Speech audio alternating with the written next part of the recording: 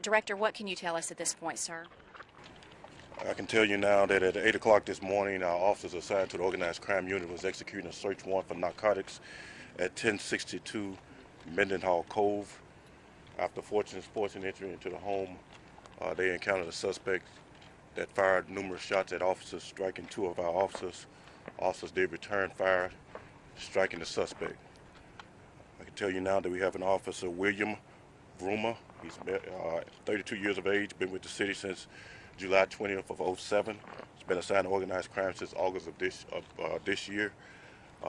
Suffered multiple gunshot wounds. He is being listed as stable condition here at the Med. We also have an officer, Martoiya Lang. She's also 32 years of age. She's been with the city since June of 2003. Been with organized crime since June of 2011. She did not survive her injuries. Um, we're asking that the city continue to keep her and her family in their prayers. She's the mother of 4 small kids. At this time, the suspect still is also here at the Med, where he's listed in critical condition.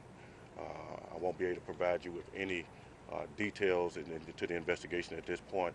I will take questions from you in 1 second, but at this time I want to turn it over to the mayor. Thank you, Director Armstrong. On behalf of the citizens of our city, we offer our prayers to the families, our condolences. I want to say thanks to the brave officers, men and women, who, as we see, even at this early hour on a bright day like this, who have to enter into some of the darkest of circumstances, but they're willing to do that. We want them to know and their families to know that through it all, we appreciate deeply, beyond measure, words cannot express, the sacrifices that they make for our city. As just some small measure showing of our collective mourning, I am ordering our flags to be flown at half staff until further notice.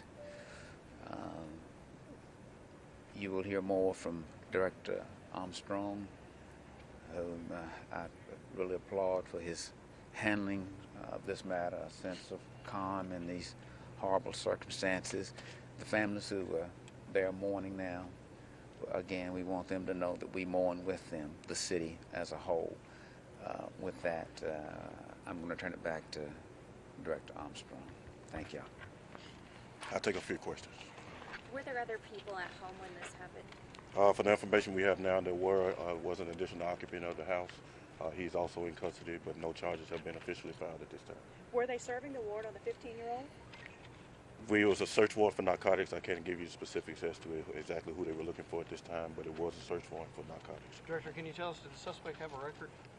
Well, again, I can't get, nobody's been charged at this time. When we do charge somebody, we'll get you that information, get you his criminal history as well. Director, can you talk a little bit about the female officer, please? Again, her name is Martoiya Lang. She's 32 years of age, 4 small kids. She's been with the city since June of 2003 and been with organized crime since June of 2011.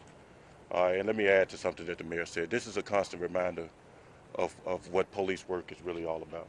You know, so often we get sidetracked into some of the other things that go on, and we'll have an officer to go out and do something inappropriate, and it gets all the media attention.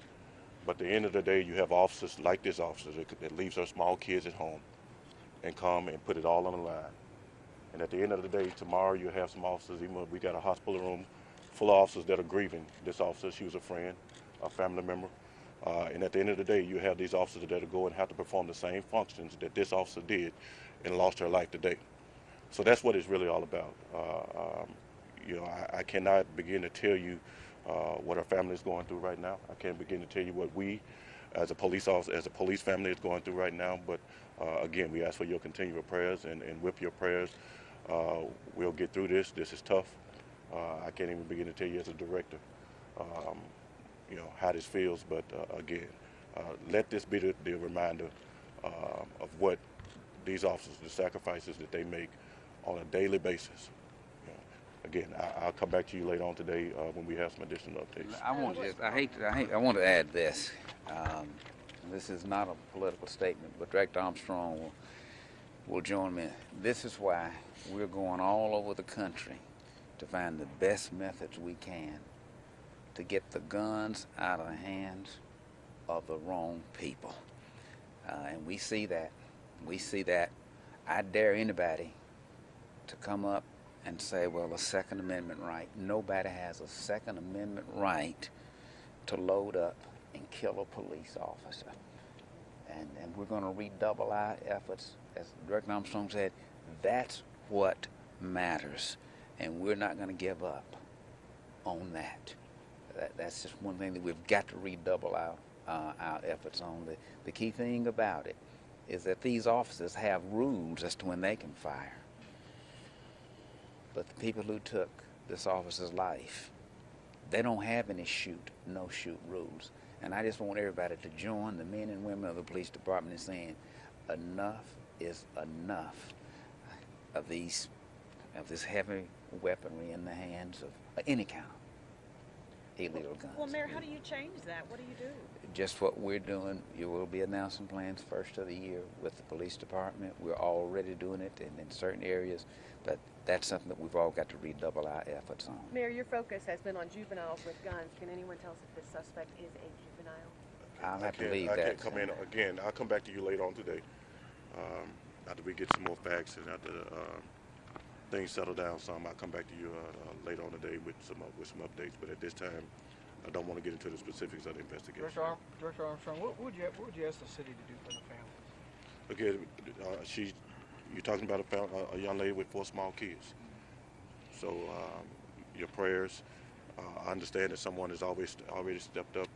Pastor Keith Norman of First Baptist Broad Church has already contacted me. I think he's here today now, and already started fundraising efforts for the kids. And again, as time goes on, we'll get that information out to you and how the public can donate those funds for those kids. But more than anything right now, we need your prayers. Her immediate family needs your prayers. This police department needs your prayers. In the city, this city depends on police officers. Again, so often we tend to focus on the negative, but imagine this city without police officers.